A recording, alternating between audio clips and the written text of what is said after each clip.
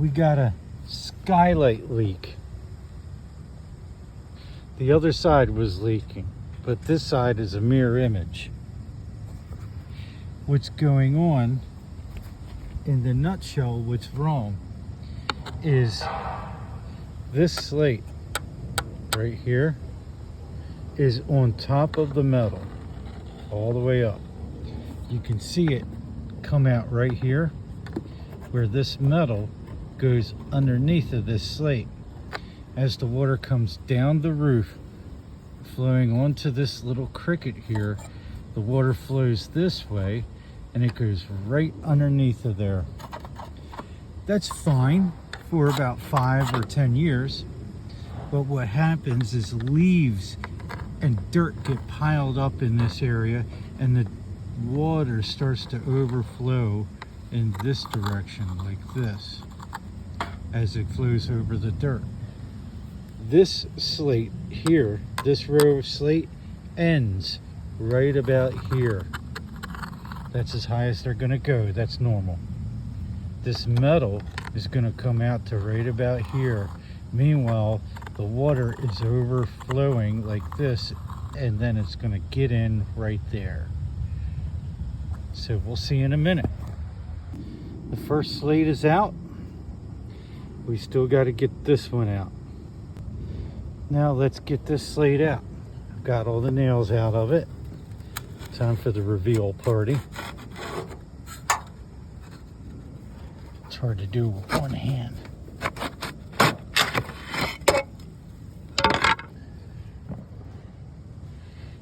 Things are very messy. What's happening is the water flows around here, gets clogged up with dirt, and it's following this line on down, then running over. Notice the seam in the slates right here. Oh, here.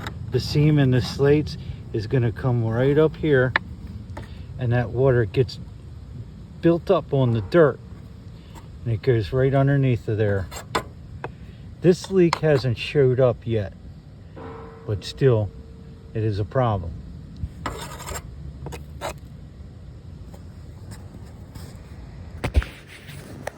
Lifting up the flashing, you can see how it gets into that seam right there. It's only about 1/2 to 3/4 of an inch under there.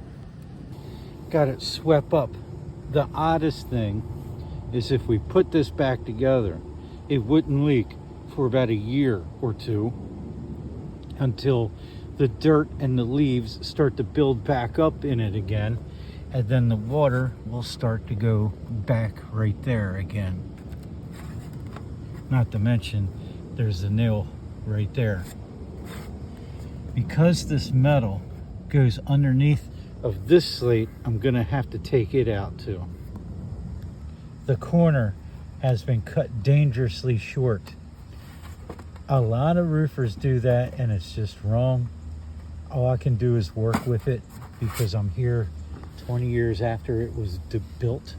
It would require reflashing this entire top part of the skylight, which is just not in the job. I'm here to make it stop leaking in a permanent way, but I just can't do this. The job just doesn't have it in it. What I'll have to do is get the caulk gun tip underneath of here and to squirt caulk underneath of it so that it doesn't leak for at least a few more years.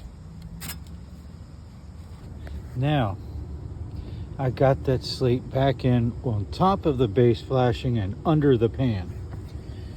You can also see where I put caulk underneath the pan and it squeezed out of that little hole that I was describing earlier.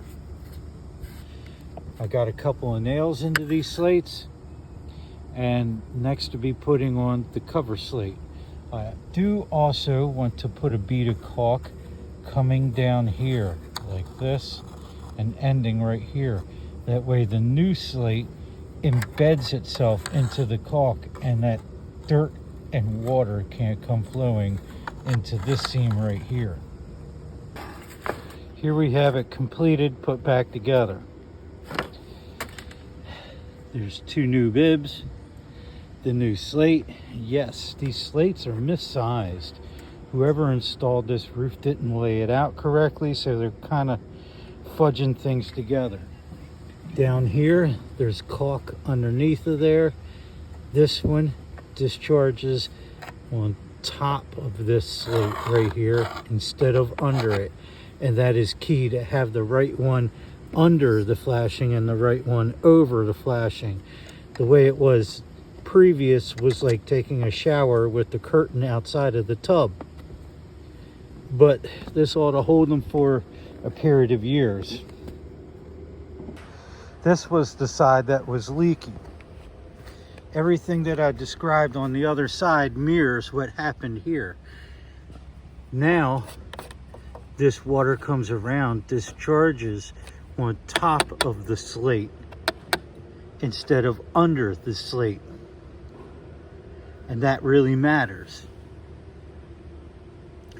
There's also caulk underneath it here, but because of the leaves and dirt that are falling down, you can't really see it. This ought to take care of this skylight leaking. Yeah, I know about the condition of the skylight.